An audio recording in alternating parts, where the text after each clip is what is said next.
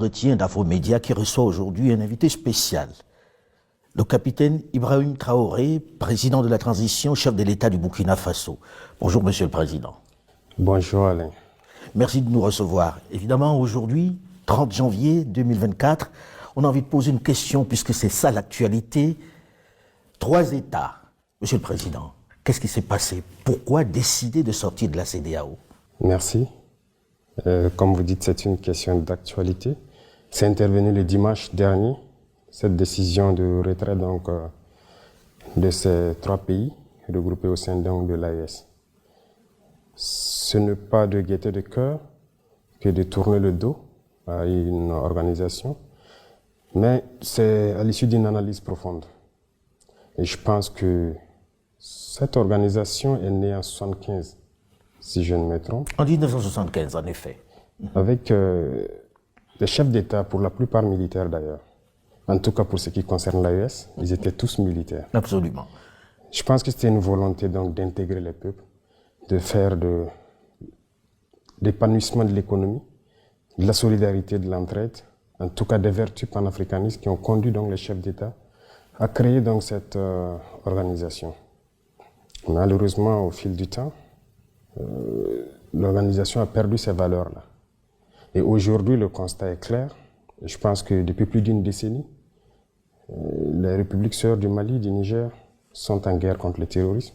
Et au Burkina, bientôt près d'une décennie, on est en guerre. Cette organisation qui était censée donc créer l'entraide, la solidarité, nous n'avons jamais reçu d'aide venant de cette organisation. Aucun soldat, aucune logistique, aucune compassion. Mais, Monsieur le Président, on a envie de dire, on comprend que ces derniers temps, les relations ont été particulièrement difficiles, que avec ce qui s'est passé, les coups d'État qu'il y a eu dans ces différents États que vous venez de citer, le Mali, le Niger et le Burkina, vous ayez envie de partir. Et les gens se disent, est-ce que ce n'est pas en réaction au fait qu'ils n'acceptent pas que vous ayez perpétré des coups d'État, que vous partez et que vous vous dites, bon, mais puisqu'ils n'acceptent pas, on s'en va? Les coups d'État, on ne les fait pas parce qu'on le veut. C'est cette manière de voir les choses qu'il faut changer. Vous êtes d'accord avec moi que d'abord ces États en crise, pour faire un coup d'État et assumer ses responsabilités, c'est très lourd. Mais si on le fait, c'est parce que nous avons une envie d'amener nos peuples donc vers une certaine souveraineté, parce que nous connaissons l'origine de cette crise. Et je pense qu'on devrait être accompagné. Les gens sont fiers de citer, il y a tant de millions de déplacés dans ces contrées-là. Mais qu'est-ce que vous faites pour les aider? Rien. Est-ce que vous avez le sentiment que c'est les militaires qui sont plus susceptibles de régler ces problèmes-là que les politiques, les civils? C'est votre sentiment? Tout le monde pourrait le faire. Mais comment l'expliquer que ce soit les militaires qui prennent la main et qui disent on ne veut plus de civils? Non, les militaires n'ont pas dit qu'on ne veut plus de civils. C'est par devoir de patriotisme. Lorsque la nation est en péril, à un moment donné, il faille prendre des décisions importantes. S'il se trouve que ce sont les militaires qui ont eu le courage de prendre ces décisions, eh bien, c'est ce qui est là. De toute façon, civils ou militaires, nous sommes tous les enfants de ce pays. Et quiconque est animé donc de ce sentiment de pouvoir libérer son pays, il pouvait le faire. Donc ce n'est pas une question de militaires. Ailleurs, des militaires ont réussi. Ici aussi, des militaires peuvent bien réussir. Alors, Monsieur le Président, que répondez-vous donc aux responsables de la CEDEAO qui disent ils s'en vont parce que nous, on a dit qu'on ne veut pas de putschistes parmi nous? Il y a beaucoup de putschistes parmi eux. Donc ce n'est pas une question de putschistes, c'est juste un masque. Quand vous dites des putschistes civils? Il y a des putschistes militaires au sein de la CEDEAO qui aujourd'hui se réclament démocrates. Des civils, il y en a. Il y a pire que des putschistes. Il y en a qui tuent, qui bâillonnent leur peuple. Sous le silence, la CEDEAO ferme les yeux, les oreilles. Il y a plein de putschistes au sein de la CEDEAO. Alors, Monsieur le Président, on dit, ok, nous quittons la CEDEAO avec effet immédiat. Le Burkina Faso, le Niger et le Mali. On quitte avec effet immédiat. Mais Monsieur le Président, ça concerne beaucoup de monde. Qu'est-ce qu'on fait de la libre circulation des personnes, de vos populations qui sont dans ces pays de la CEDEAO que vous quittez du jour au lendemain? Comment ça va se passer exactement? Parce que les textes disent qu'il faut au moins une année pour pouvoir mettre tout ça en œuvre. Or là, vous dites non, c'est fini maintenant. Oui. D'abord, vous dites les textes disent, mais eux-mêmes n'ont jamais respecté leurs textes. Ça se fait à la tête du client, c'est ce que nous avons remarqué. Les sanctions infligées au Niger, ça n'existe nulle part dans les textes. Donc les premiers qui violent ces textes-là sont ces soi-disant démocrates. Nous quittons, mais nous restons panafricains. N'importe qui en Afrique, un Africain qui veut venir au Burkina, il est le bienvenu chez lui. A priori, mais dans le sens contraire, ça va être compliqué. Quelqu'un qui est au sein de l'AES, on va en parler de l'AES dans un instant, quelqu'un qui est au sein de l'AES, on peut lui dire, il ne peut plus aller au Burkina, il ne peut plus aller en Côte d'Ivoire, il ne peut plus aller au Ghana. Ça devient un peu plus compliqué pour ceux qui font leurs affaires là-bas. Nous verrons et nous saurons quelles mesures prendre en temps opportun. C'est bien réfléchi, Monsieur le Président, ce départ de la CEDEAO? Bien sûr, très bien réfléchi. Ce n'est pas un coup de cœur, ce n'est pas un coup de colère. Si c'était un coup de colère, on l'aurait fait depuis longtemps. Je pense qu'on a pris le temps d'analyser la situation, de peser beaucoup de choses et enfin de décider. Donc si c'était un coup de cœur dès les premiers moments de certaines sanctions, le peuple a été assez résilient, il faut le dire. Ils ont souffert. Donc pendant ce temps, on pouvait décider dans la colère. Maintenant, on a pris le temps d'observer, d'analyser la situation et de nous convaincre nous-mêmes de nos forces avant de décider. Et vous avez pris tout le monde par surprise.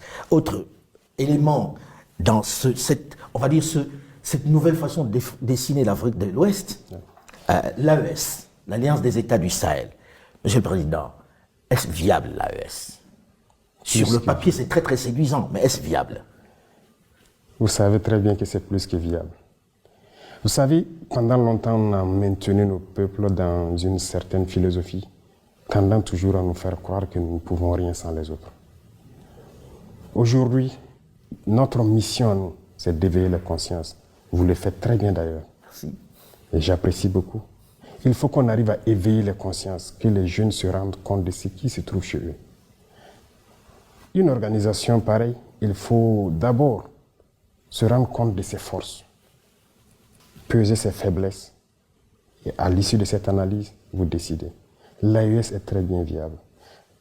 Que ce soit lorsqu'on regarde les économies, Monsieur le Président, si je vous permettez, c'est des économies qui sont très intégrées. Vous produisez la même chose, vous faites exactement la même chose. Qui va vendre à qui? Comment ça va commercer? Et qu'est-ce qu'on fait du fait que ce ne sont pas des pays qui ont au moins une ouverture sur la mer?